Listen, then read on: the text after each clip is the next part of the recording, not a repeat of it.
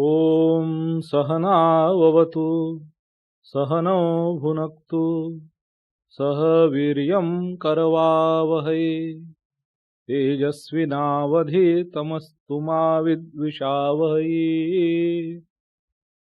ॐ शान्ति शान्ति शान्तिः। हरिः ॐ। पार्थाय प्रतिबोधितां भगवता नारायणेन स्वयं व्यासेन ग्रथितां पुराणमुनिना मध्ये महाभारतम् अद्वैतामृतवर्षिणीं भगवतीं अष्टादशाध्यायिनीम् अम्ब त्वाम् अनुसन्दधामि। भगवद्गीते भवद्वेषिणीम् वसुदेवसुतं देवं कंसचाणूरमर्दनम् देवकी परमानन्दम् कृष्णं वन्दे जगद्गुरुम्। मूकं करोति वाचालं पङ्गुं लङ्घयते गिरिं यत्कृपातमहं वन्दे परमानन्दमाधवम्।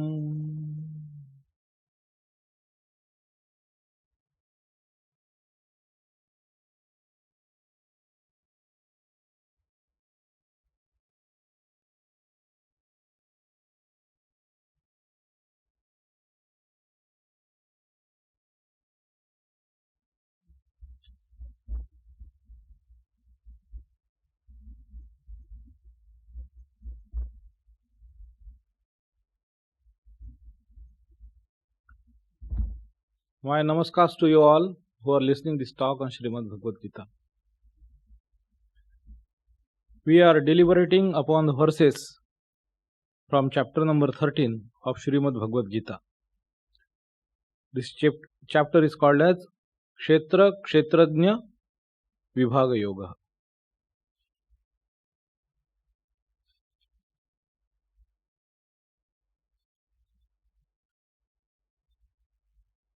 We are seeing the verse number 9.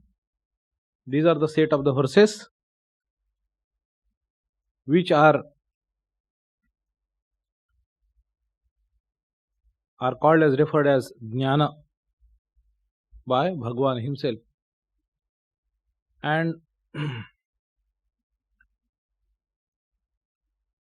these are the disciplines which will lead to Jnana, or they are the natural fallout of the person who has attained this Jnana.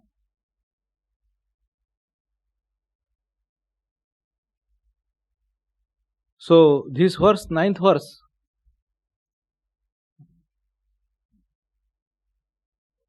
it reads as Asaktir Anabhishwanga Putradara Gruhadishu Nityam cha Samachittatvam Ishtanishtopapatishu. So asakti here is not asakti. Sakti is itself means asakti, and therefore asakti means it has negative connotation to that of asakti.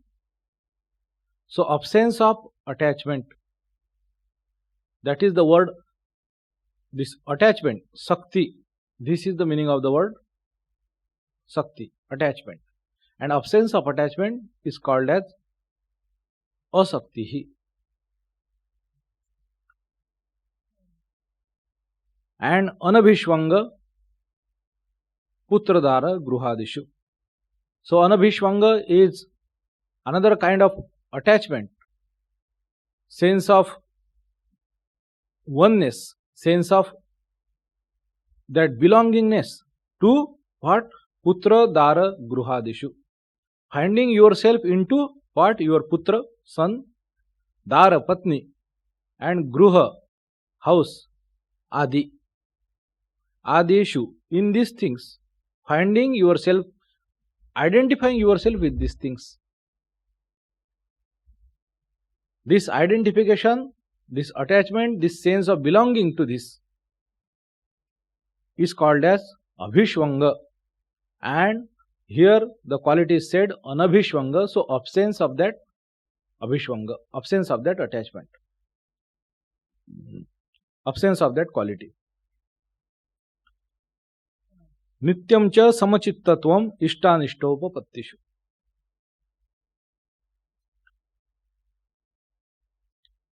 Nityam, yes, therefore a constant. Samachittatvam, sama, that is equanimous. Chitta, that is the state of the mind. Samachittatvam. So, being samachitta, this itself is the quality, samachittatvam. So, maintaining the steadiness or equanimity of your heart, even-mindedness, in, then the condition is mentioned, ishta nishtopapattishu, means ishta anishta upapattishu. So, whether the ishta which is desired or anishta which is undesired, anything if it comes, upapatti, anything if it comes, so in that situation, maintaining the steadiness of your mind. So this is the quality is said, this is jnana. Either the person who has attained it or want to attain it. Shankaracharya has said before in Gita Bhashya itself, the attainment of the perfect souls, those Jivan Mukta Mahapurushas, those free souls, their attainment or their behavior becomes the sadhana for the who are the sadhakas. So, if this being the natural behavior temperament of the perfected ones, so this becomes the sadhana, the means to knowledge for the one who desires such knowledge. So this would be the case of the jnani or the one who desires jnana, that absence of attachment and absence of the sense of belongingness, sense of oneness to putra dara gruhadishu, to the son, wife and home. And this constant equanimity of mind in case of attainment of any desirable or undesirable situations, things, people or instances in your life whatsoever. So whether something which you might have liked to have or something which you definitely wanted to avoid or not to have, attainment or coming across any such situation or people or places, you maintain the equanimity of the mind. So how is this possible? So again, like the exercise we have done earlier, we again look at this, so to say, behavioral patterns. So they are not the dictums. So otherwise, if you take it that way, you will grossly misunderstand it. Like suppose I have to show equanimity of the mind in any case of the desirable or undesirable situation. I have to maintain that equanimity. So mostly it will come down to showdown. That not to show that you are upset or angry or irritated, or probably gaining something very favorable chances that you are very excited. So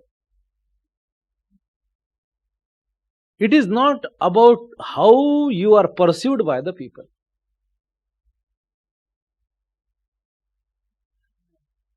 And definitely that somebody will raise this or might say this, that how is that I am not supposed to find this sense of belongingness to my son and wife and home and house, etc. Is it possible? The root idea here is, the fundamental idea here is that you are practicing jnana. What is that jnana? Jnana is this clear distinction between material and spiritual. Kshetra and kshetrajna. Kshetrajna is spiritual. Kshetra is material. Kshetra is prakriti. Kshetrajna is purusha. So something is consciousness and something is material. Matter. Consciousness and matter. So you have this clear distinction, discrimination between them. Not only that, what is the implication? That you are the kshetrajna, you are the soul, you are the spirit, you are the consciousness, you are not the matter. Implying that you are not the body and states of the mind also. You are the constant witness of it, you are that ever present consciousness, which is unaffected by the changes in the states of the matter, gross or subtle, that is body or mind. The body is born, it is growing, it is healthy, sick, etc. And it dies. So also the mind. So whatever changes are occurring in these states, you are unaffected by it. You are kutastha, avikari, achalam, dhruvam, ekam, satchidanandam. You are that. Your identification with this body, this is the result of this discrimination. This is what is implied. So if an individual, if want to attain jnana, this knowledge, or have attained knowledge, if he have attained knowledge, this would be his state of mind. This is how he would behave. This is how it will reflect into his actions or his life.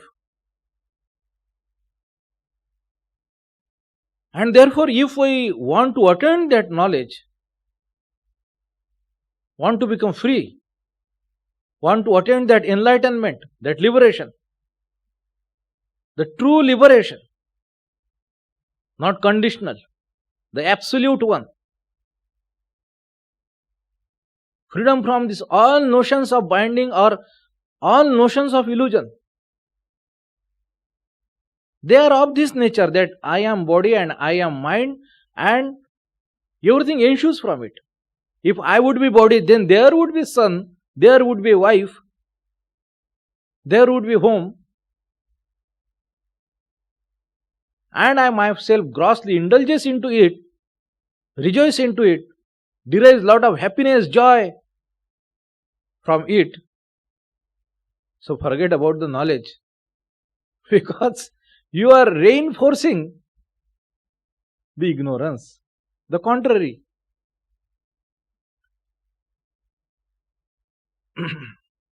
So that wouldn't do. This abhishvanga will not do. Must part away from it. Many times these ideas are ideas of vairagya, or these ideas. See, this is scripture. This is meant for the humanity. It didn't even say that it is meant for the monks and not for the householders, etc. And these ideas terrifies people. So how dangerous it is. That no, it cannot be. So mostly this happens due to limited and superficial understanding of these ideas. So if someone, suppose an ordinary individual who has wife, children, etc., or for that matter, a woman who has husband, children, all other relations, everything. So if they come to practice this idea in their life, will it be possible, will it be feasible for him or her or not? That is the question. I would say most definitely it is possible. Rather, it would elevate the experience of your living to very high standard. The standard you cannot even imagine or conceive of. Otherwise, you would have pursued it if you would have understood it. How this will pan out, how it will spill over into your day-to-day life. This thinking, this simulation, this imagination, as the understanding and practice of this would become more mature, and more and more this simulation, this imagination, we refine that and we see that this is possible. We can come and live this idea. What will happen if really somebody practices in this life? Vairagya or this anasakti, asakti, it says just absence of attachment.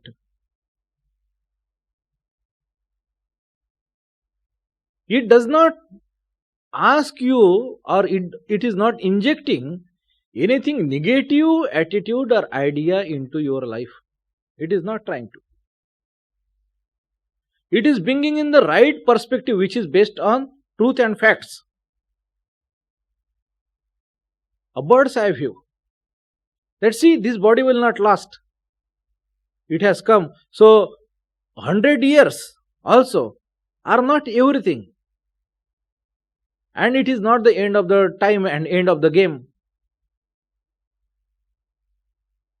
So what will happen? So many times there are fissures in the family, discontent, unnecessary arguments. New age parents and new age families are totally different. We cannot even imagine what they are doing.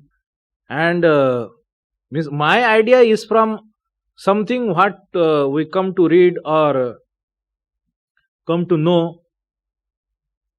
But many times reality even goes very dark and very bad and really not good.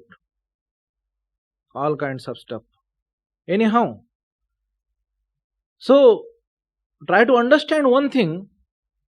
I many times try to think about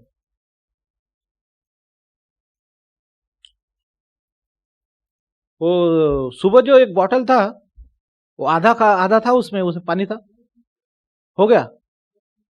अच्छा चलिए.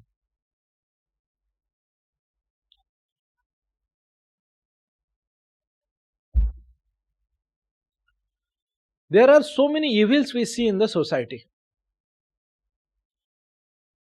If you are reading, if you are getting those news, then you might be very well about it. Small and big crimes. From domestic violence, infidelity, from rash driving, other street and social violence, and so many other things. So other innocuous or less harmless crime like cheating and this extortion in the name of rape cases. One girl, she filed 14 rape cases on others.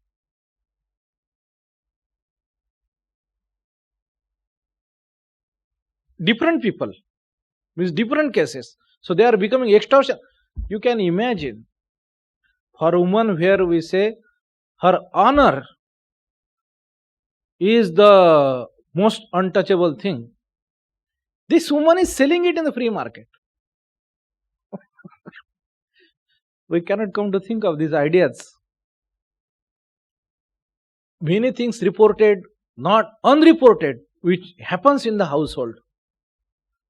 Otherwise, domestic violence, like wife is beating not only husband, Few days back, some army jawan or some person, he committed suicide due to these torments and torture of the wife, for example.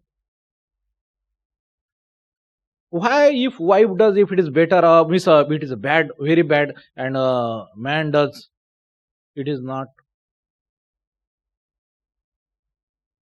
Because we came from such society,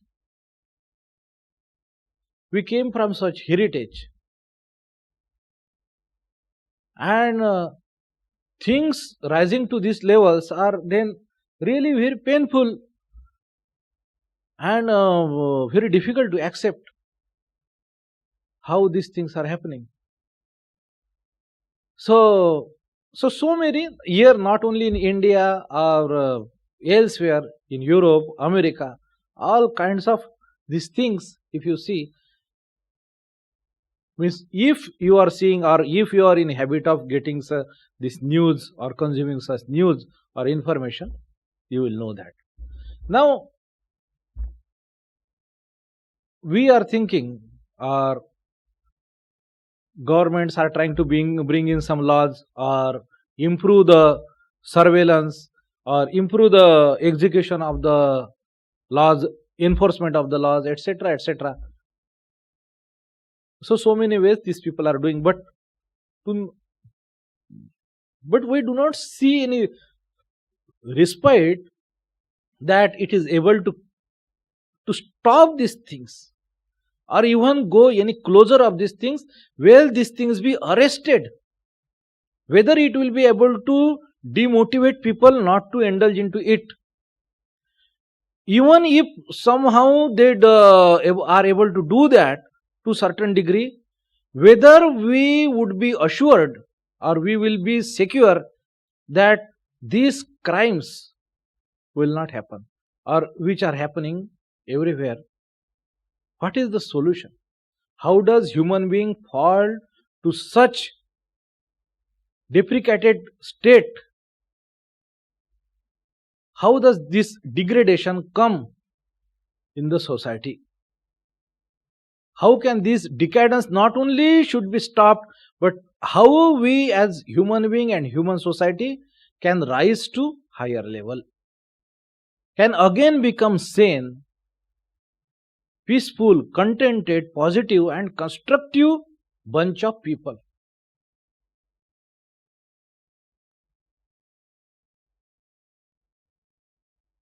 Where not every man and woman is afraid of he would be mugged, cheated or violated. What is the solution for that? Or rather ask the question, what exactly is the problem, why this is happening? If we go to the root cause, then we will be easily able to understand the solution. If diagnosis is perfect, then treatment is half done. So my take on this is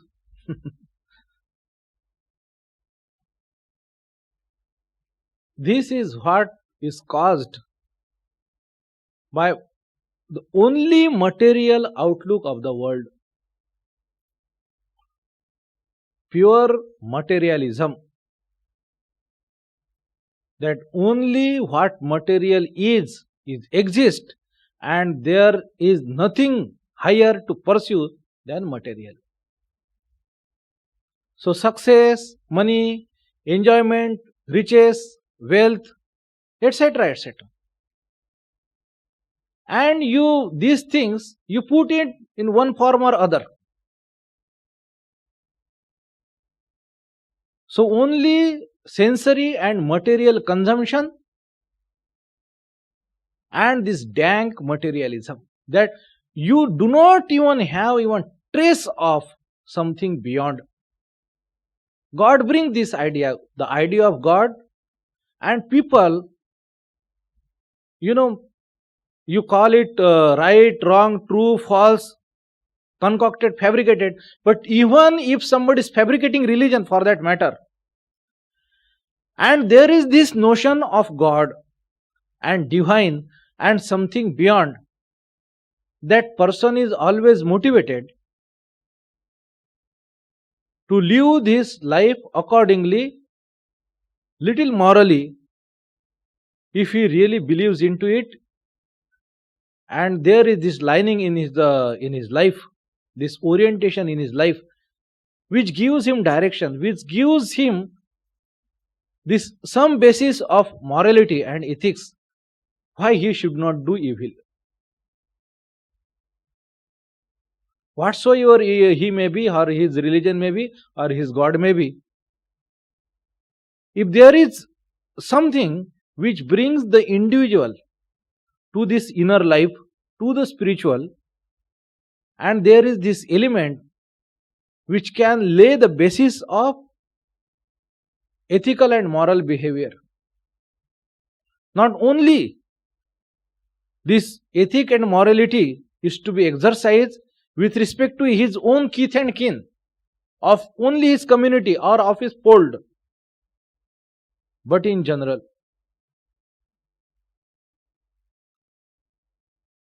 So as long as people are only driven by materialism, this materialistic dreams alone, and they do not have even a trace of this spirituality, that this is not everything.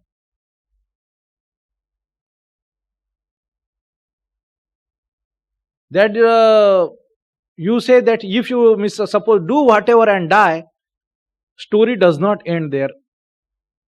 It never does. There is no escape from this world. There is no escape from this world. You will bear the fruits of it. Not only in the terms of situation you will face, but these tendencies, the resultant of your actions. Not only that, only the piece of action, but what all led to it. All your thinking, that indulging into such ideas, constantly repeating, rehearsing, dunking yourself into it, everything that would be impressed, they will not go anywhere. So somebody suppose stealing, so he might be thinking that greed he is cultivating. So act of stealing might be 1 minute, 5 minutes or whatsoever. But what led to it, that exercise is full. And after that, after he successfully steals that, then that living in that fear and anxiety, that is another part. Or if getting caught that into remorse and regret is another part, if suppose, or of revenge or something or other, but everything revolving around that act, so that one act produces so many notes which that person, even any little thing, any little experience of yours, you do violently, or if you are treated something like that. So any experience is producing so many notes, and that is reinforcing that idea into your psyche, and that is not going anywhere. That is going to shape, dent and restructure your psyche, and you would be reborn with it, and this is not going anywhere. You will have to deal with this. You steal once, twice, thrice. When at a point you would come to such a time that you want to regret and change these things, and then you will start to pay the price of it. It will not go. Because you have reared it, you have cultivated it, you have watered it with your blood and sweat and breath. It will not go. It will force you to do again that evil, again and again and again, and it will take you to suffering, that you will live that hell on earth. And that is the full price of your evil doings. It is not what you get from outside. That is very little. You may not get, you might escape. You might escape these things. But this you will not escape. This is always going to be with you, because this is what you have become. You have become that. It will not leave you. This is the saddest punishment of our wrongdoings. So one little action can take you to such a course and you can make you pay for lives together. So discretion is very much warranted. So materialism is therefore, I understand this all your selfishness. Selfishness is the thing for which you indulge into or you forget the margins you should not cross over. You overlook or you deliberately go across them. You are driven by this some self-interest of yours.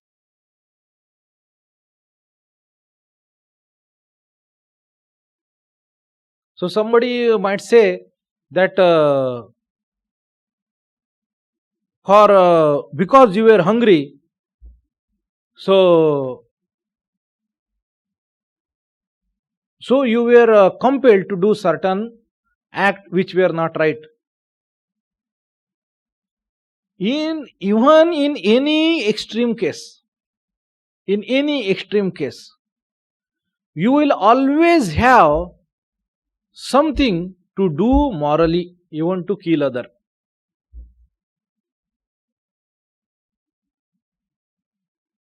You cannot conceal it, brush it under one excuse or other.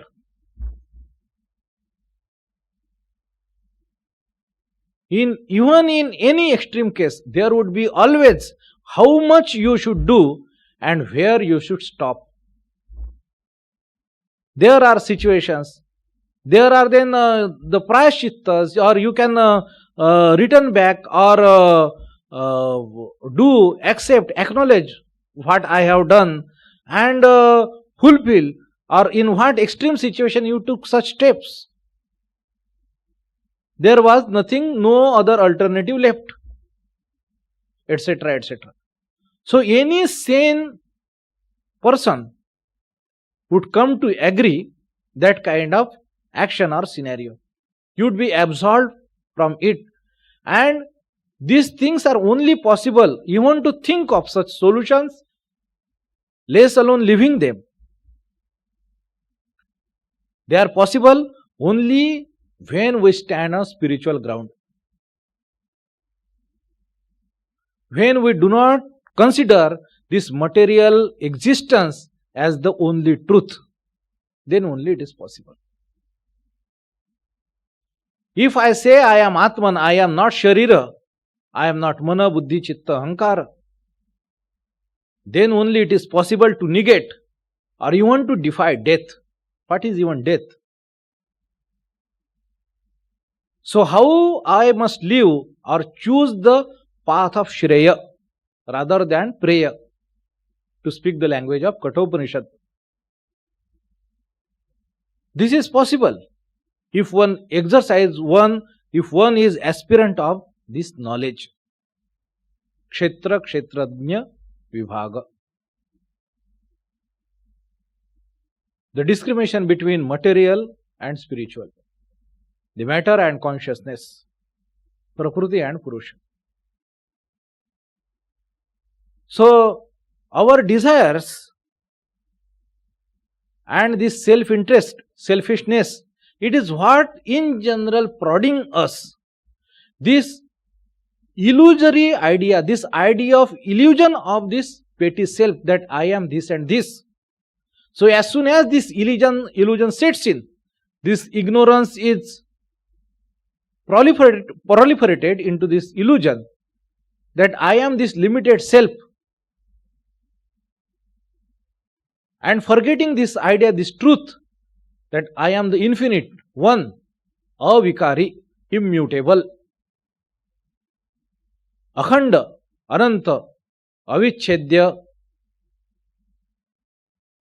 So, as soon as this idea of the self is forgotten, and this idea, this illusion of this apparent self is sets in, immediately the idea of its protection and furtherance of its interest comes automatically.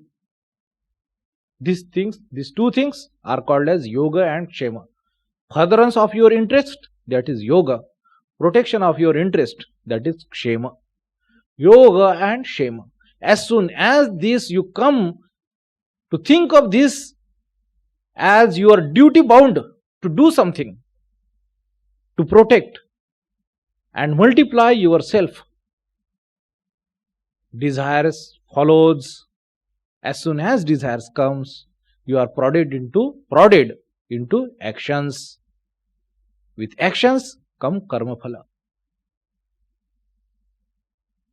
And with this karma phala, because they are ensued from the illusion, it will reinforce when they come that illusion. It comes from you, it will bind you. And this vicious cycle goes on and on and on. So, if society in general, people whosoever, if they are directed, they are motivated, and they have at the back of their mind how we should lead our life, what we should prioritize, what we should give importance to, how far we should exercise, push ourselves or refrain, what we should let go or what we should fight for. These things, if there are few great people, they will influence their families, near families, their localities, or whosoever people come into contact. If there are more number of people, then that community or that place or that state or that race itself will be highly influenced by such people. So more and more number of people, and what these people's behavior, thinking, and all these life patterns, they form a culture. Continuously people watering this great tree of culture, it protects further and further generations. So do not harm the culture.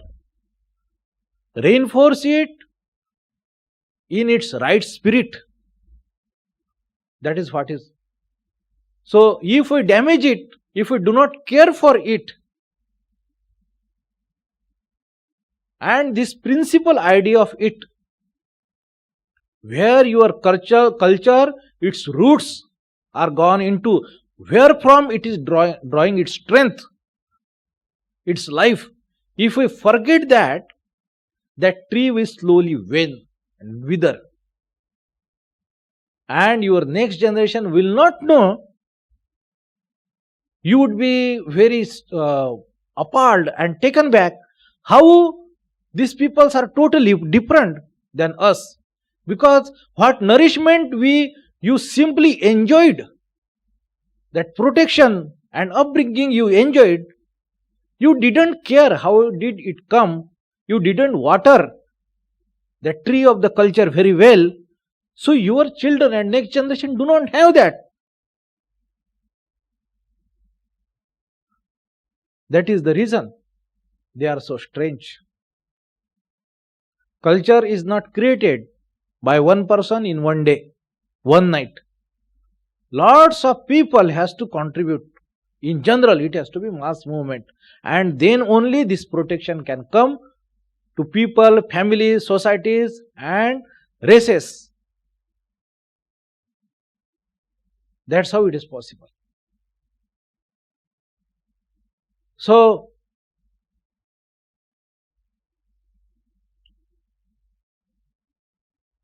that is my take, the evils of the society and the solution to it. So how practically it would be possible? So practically it does not mean within it would be unjust to think that it would be achieved in 2 days or 2 years. These things are not created like that. But slowly, as people, if they become aware, including governments and social bodies, etc., and they starts investing into it, and we have more and more number of people, if then your society would be protected, it will sustain, it will go a long way. Otherwise, its suffering will entail and it may increase. So for the individual, from the individual perspective, so whether an ordinary human being can live these ideas in their life, very much he or she can live. This is perfectly possible, not to have attachment and also have true love and affection. True love and affection, then it would not be rooted into your ignorance called body and mind. It would be rooted in the self, in the consciousness. Then every being around you is the projection and manifestation and play of that consciousness. Then there is your husband, there is your wife, there are your children. So you do not become obsessive about them.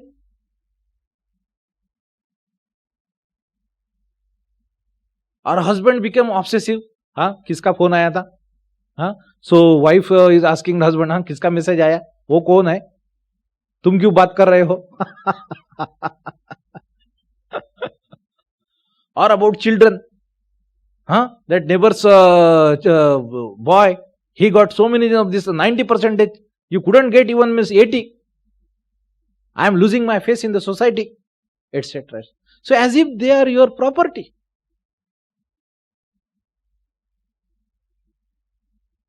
In various ways, not only they should do well, so much inordinate affection for children that this person has nothing better to do. And we feel, sometimes we feel we are monks. So we feel it cringe. Not at all worthy or approvable. And this person is not even ashamed of. Some people might be showing, affection to his wife, or wife is showing affection to her husband in public display, and people will say, what? Nonsense. Ridiculous. You do not have any shame. But if they are showing so much affection to their children, you might not say that, but it is equally cringe. What nonsense.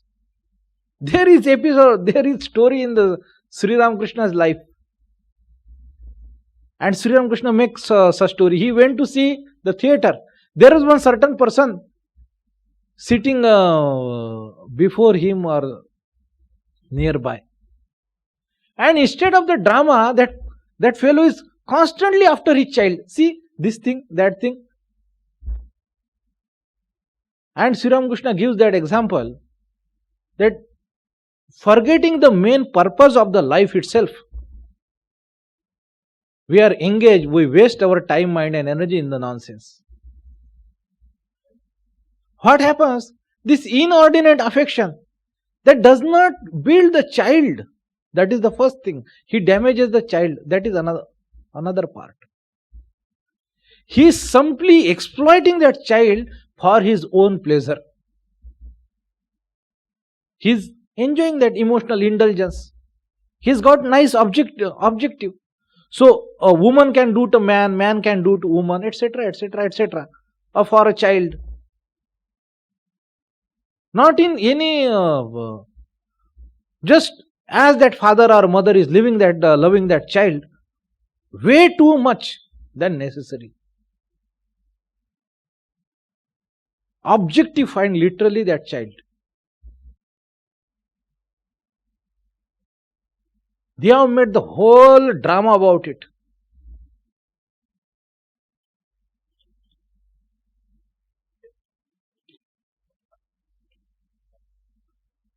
So, the person who is uplifted, who is freed from such notions, then he will see that his child, his wife or husband or even other people as a unique individual in their own right. Each one as a poem.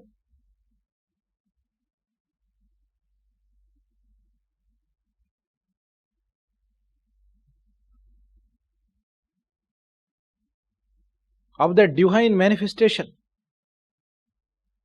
Understanding this truth, that this life is not the only life. This person has several lives together. It will have several lives afterwards.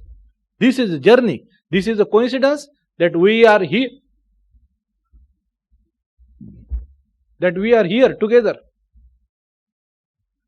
And how I must conduct myself, or in what way I can lend in help to that person, being a wife of someone or being a husband of someone, being a daughter, father, mother, sister of someone.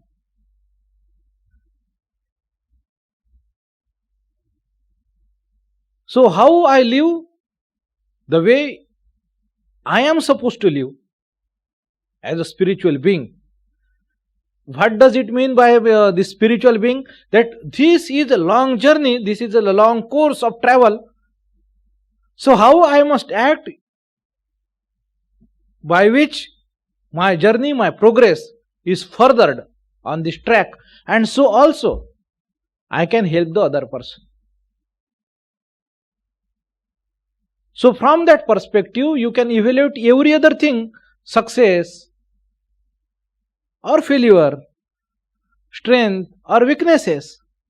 You neither would blame someone, or neither you will have to be proud of something. And once you get the taste of this equanimity, nityam cha samachittatvam ishta nishtopapattishu, once you get the taste of it, then these feelings of pride and dejection, you will find them very worthless. You will find them very substandard. That's why I will say your state of experience of this life and of this world would be raised to very high platform. You will not indulge into it any further if you get the taste of it.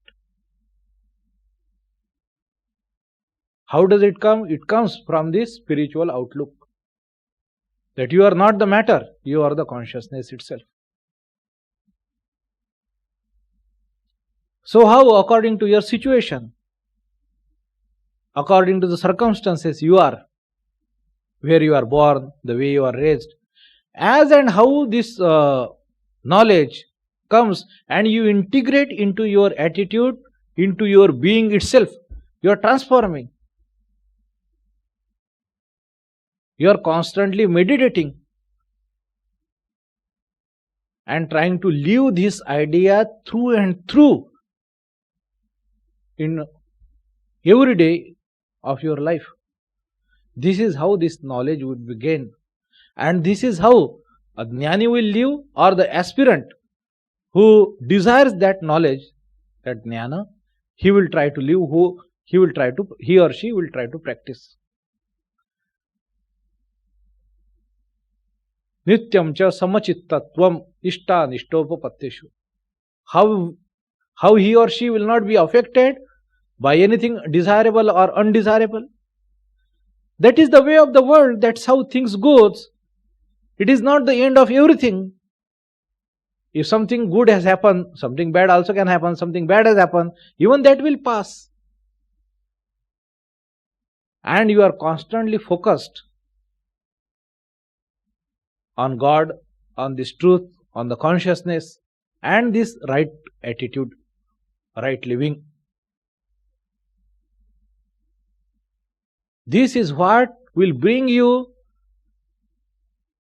that great sanity, clarity in the perspective how you should live. You would be already living in heaven, even if you get even a part of it.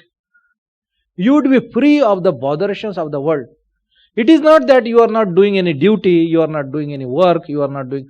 And to attain and continuously live that, be able to live that, this kind of life, you will require exercise and practice, tremendous practice. Not only practice what you call your sadhana at the end of the day or in the beginning of the day, but also all through and through. There cannot be any demarcations, any watertight compartments.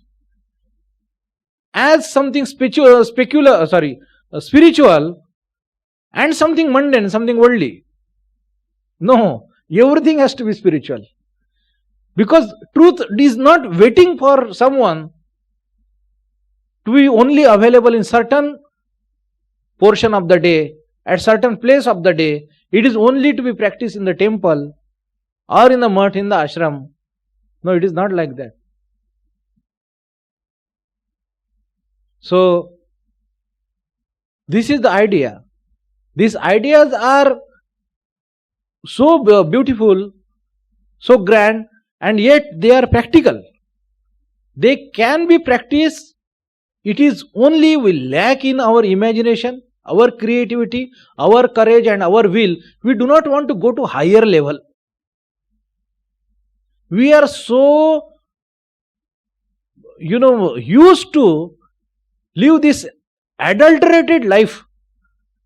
If I am drinking something adulterated stuff, if somebody gives me something pure, probably I will have loose motion. We are so used to this watered down milk. If somebody gives me pure milk, I may not be able to digest that, etc.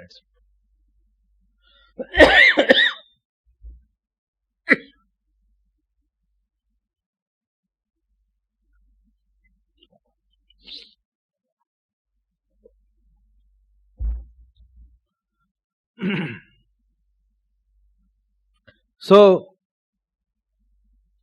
it is the matter of this trust, this aspiration, this desire to come and live on a higher plane. The higher plane of consciousness, awareness, and the new life with new orientation, a new dimension altogether. Sri Ramakrishna gave one example. So, there was one woman who used to who used to sell fish in the market, in her this bamboo basket.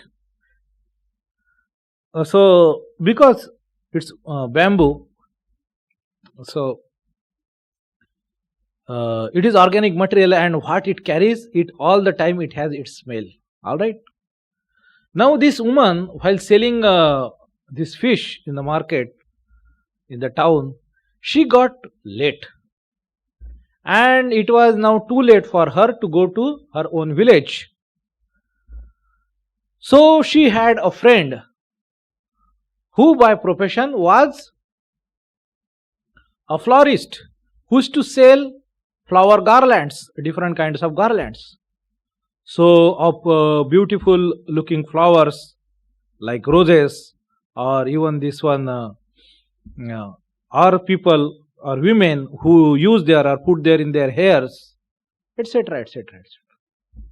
So, her house is filled with those different kinds of flowers, beautiful and strong, because lots of flowers are there.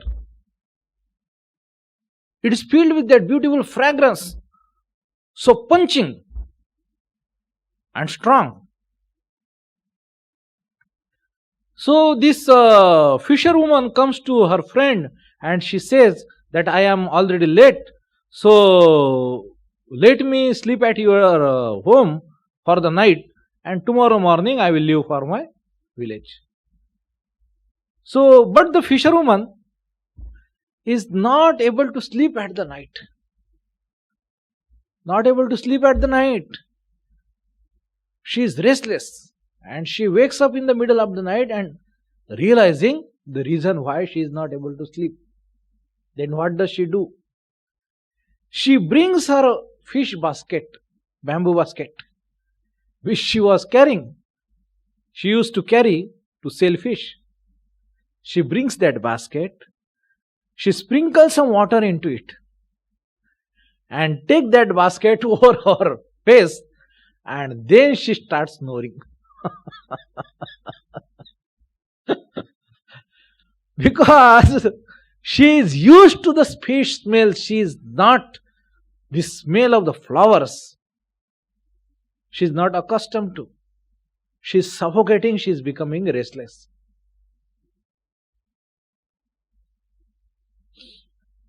So that might be our story too. We have to somehow willfully get used to live among the flowers and leave the fish. So this courage we will have to make, and we will have to build this slowly, this habit of living on a higher plane. If we do that, not only we would benefit ourselves immensely, we would benefit the society, household, or people who come into contact with us in a great way, to show them the way that this is a possibility. So, asaktir anabhishwanga putradara gruhadishu nityam cha samachittattvam ishtanishtopapatishu. So again, these verses are for nididhyasana. They are for practice, they are for meditation. So, Shravana, Manana, Nididhyasana. So, the verses, as much as you will contemplate, recite within your heart again and again like a mantra japa, that's how you will extract its essence and absorb into your soul. This is how you do that. Swami Turiyanandaji Maharaj used to do this. Is to take a verse and whole night he used to meditate upon it.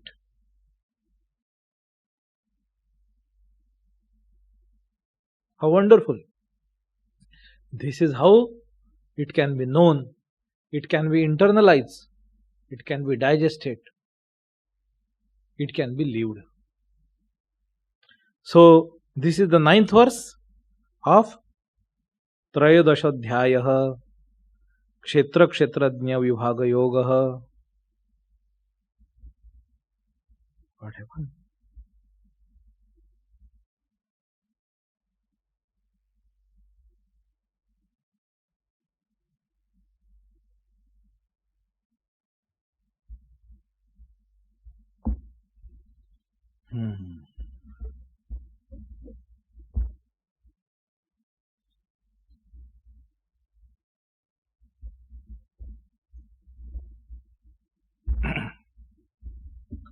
Om Shanti Shanti Shanti Harihi Om Tat Sat Shri Ramakrishna Arpanamastu.